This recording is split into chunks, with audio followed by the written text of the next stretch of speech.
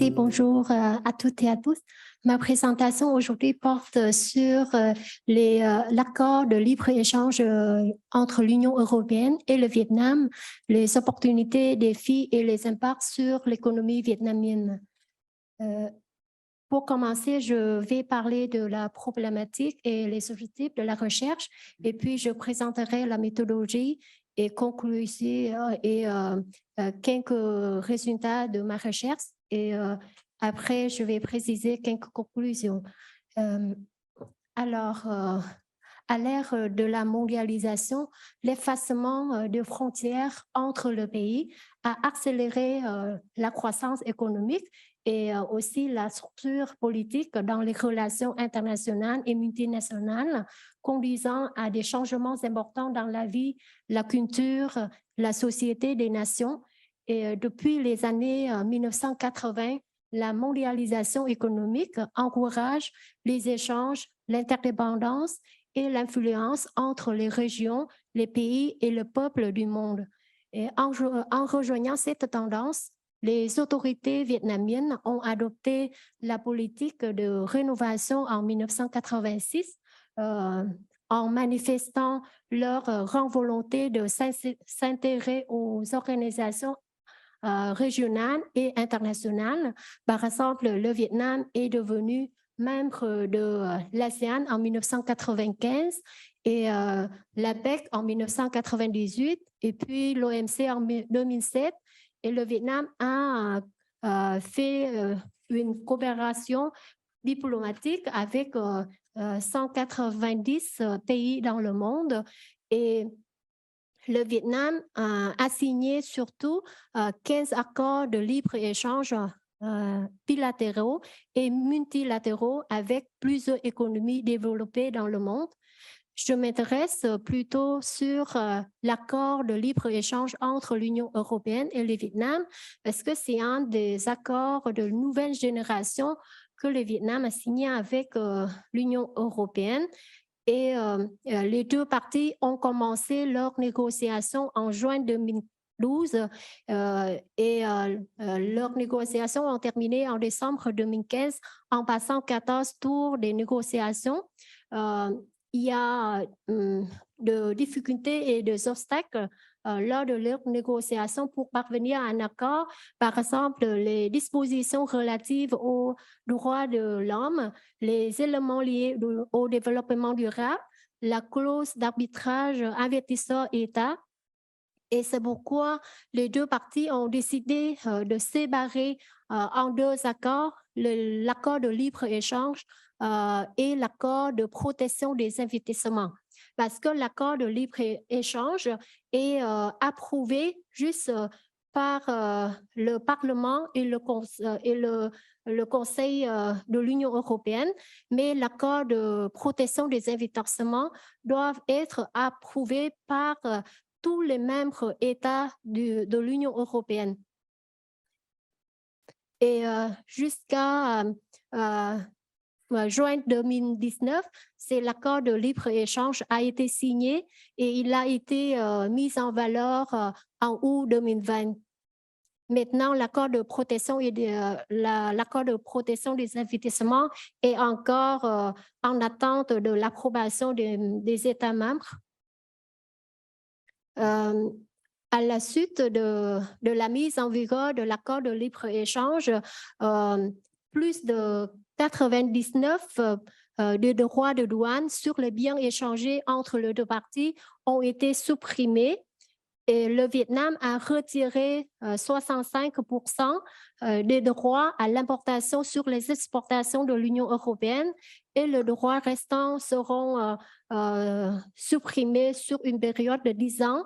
En ce qui concerne les exportations vietnamiennes vers l'Union européenne, 71% des droits ont disparu lors de l'entrée en vigueur de l'accord et les autres droits restants seront supprimés jusqu'en 2030. Pardon. Dans le processus de l'intégration mondiale, le Vietnam a transféré d'une économie planifiée vers une économie de marché à orientation socialiste. la transition économique du Vietnam est marquée par une croissance très rapide, parmi les plus élevées du monde. Le pays présente une croissance de son PIB de 6,1% en moyenne entre 2000 et 2021. Pourtant, dans les années 2020 et 2021, à cause de la pandémie COVID-19, donc la croissance du PIB a ralenti à 2,9% en 2020 et 2,6% en 2021. Mais après, en 2022, le Vietnam a amorcé sa relance économique avec une croissance de plus de 8%. Les objectifs de ma recherche, c'est pour avoir une meilleure compréhension des opportunités et défis de l'accord de libre-échange de nouvelle génération entre l'Union européenne et le Vietnam, et pour mettre en lumière les impacts de cet accord sur les échanges commerciaux bilatéraux et les investissements directs entre l'Union européenne et le Vietnam. Excusez-moi, je ne sais pas pourquoi ça change un peu les flèches. En fait, les méthodologies que j'ai utilisées, premièrement, j'ai analysé les documents de la Commission européenne et des gouvernements vietnamiens pour relever les opportunités et les défis de l'accord EVFTA, c'est accord de libre-échange pour l'économie vietnamienne. Et ensuite, j'ai analysé les chiffres d'affaires entre l'Union européenne et le Vietnam à partir de 2015 jusqu'au 2022 pour savoir s'il y a des différences entre les échanges commerciaux entre l'Union européenne et le Vietnam avant la mise en vigueur de l'accord et après la mise en vigueur de l'accord, et aussi les projets d'investissement de l'Union européenne dans le pays. Je vous montre tout de suite les résultats, les opportunités et les défis de l'accord pour l'économie vietnamienne. Alors, premièrement, l'accord de libre-échange permet les exportations du Vietnam vers le marché européen. Parce qu'après la mise en vigueur de l'accord, un accès libre des droits de douane au marché européen crée des opportunités pour les produits traditionnels du Vietnam comme les vêtements et textiles, les chaussures, les produits agricoles et les produits aquatiques, par exemple. Et puis, à côté de l'exportation, le Vietnam importe des produits de haute qualité de l'Union européenne. Et donc, les consommateurs vietnamiens peuvent accéder à divers produits en provenant de l'Union européenne, comme la farine de blé, les équipements mécaniques, les produits pharmaceutiques, les pièces automobiles. Alors, les entreprises vietnamiennes ont aussi la possibilité d'avoir accès aux machines, aux équipements, technologies des pays européens pour améliorer la productivité et la qualité des produits. L'accord permet aussi d'augmenter la compétitivité du Vietnam sur le plan international en raison de l'imposition de normes et de conditions sur le développement durable. Alors, le Vietnam doit respecter quelques normes et conditions afin d'assurer ces échanges avec l'Union européenne. L'accord crée aussi une occasion pour les autorités vietnamiennes d'améliorer et de réformer leur politique nationale parce que les négociations commerciales enveloppent les normes internationales relatives à la qualité des services. Et puis, avec la mise en vigueur des engagements de l'accord sur les questions institutionnelles, les politiques juridiques, l'environnement et les politiques d'affaires, la loi vietnamienne connaît des changements et des améliorations qui permettent une transparence plus favorable et conforme aux pratiques internationales. Enfin, cet accord crée aussi des emplois et augmente le revenu des travailleurs vietnamiens. Et le Vietnam aussi respecte des engagements de l'Organisation internationale du travail. Ça permet d'améliorer les conditions de travail et la qualité de ressources humaines dans le pays. Face en fait, en même temps, avec les opportunités, le Vietnam face également des défis, surtout les entreprises vietnamiennes actuellement. Jusqu'à la fin 2021, le Vietnam compte 850, plus de 850 000 entreprises et 98% sont de petites et moyennes entreprises vietnamiennes, sont le petites et moyennes entreprises. Donc, les entreprises vietnamiennes maintenant doivent respecter les règles d'origine pour les produits exportés au Vietnam. Par exemple, les marchandises importées dans l'Union européenne doivent répondre à des exigences strictes en matière de règles d'origine. Mais pourtant, les produits, les matières premières pour la production de l'exportation sont importés de la Chine ou de l'ASEAN. Par exemple, dans le secteur des vêtements et textiles, 80% des tissus est importé aussi.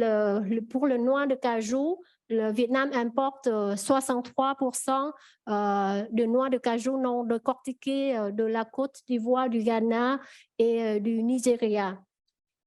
Deuxième défi, c'est les obstacles techniques au commerce, mesures sanitaires et phytosanitaires et exigences des clients. Les exigences obligatoires de l'Union européenne en matière d'hygiène et de sécurité alimentaire, d'étiquetage, de respect de l'environnement sont très strictes et difficiles à répondre pour les entreprises vietnamiennes. Dans le secteur agricole, les barrières non tarifaires comprennent des exigences en matière d'hygiène et de quarantaine, d'emballage, avec une traçabilité et un dédouanement strict. Donc, les normes imposées par l'Union européenne sont souvent parmi les plus élevées au monde et le plus difficiles à respecter. Troisième défi, concurrence avec les entreprises européennes. Comme j'ai dit tout à l'heure, la plupart des entreprises vietnamiennes sont petites et moyennes, donc ils doivent concurrer avec les entreprises européennes. Ce sont les entreprises qui ont des plus développées et acquis plus d'expérience dans le marché international. Alors, pour les entreprises vietnamiennes, il s'agit d'un défi pour pouvoir s'adapter à quelques normes internationales dans la concurrence au marché international. Le quatrième défi, c'est protection de la propriété intellectuelle, main-d'œuvre qualifiée et politique de développement durable. En fait, certaines normes dans l'accord portent sur la protection de la propriété intellectuelle et les politiques de développement durable. Alors, pour les entreprises vietnamiennes, il s'agit de nouvelles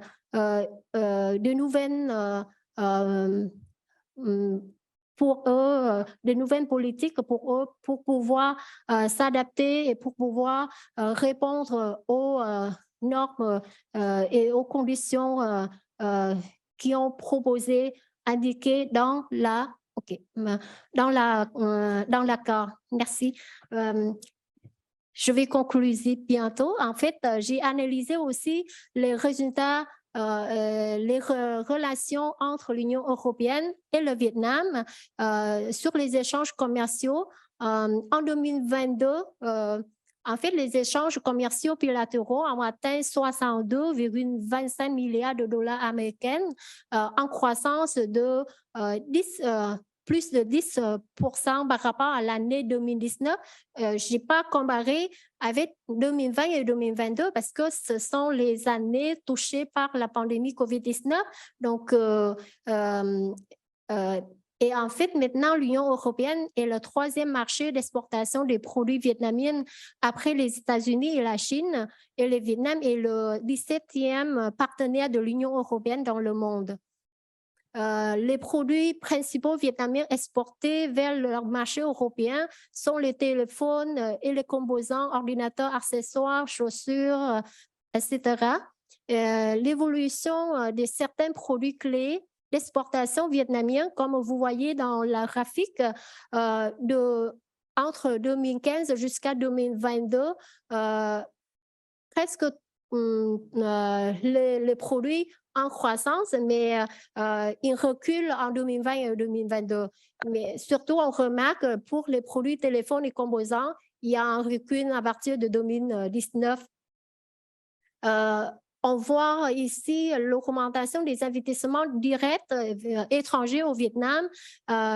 Le Vietnam attire 26 États membres de l'Union européenne et actuellement, il y a près de 28 milliards de dollars investis dans le 2426 projets et dans les secteurs haute technologie, services, commerce et détail.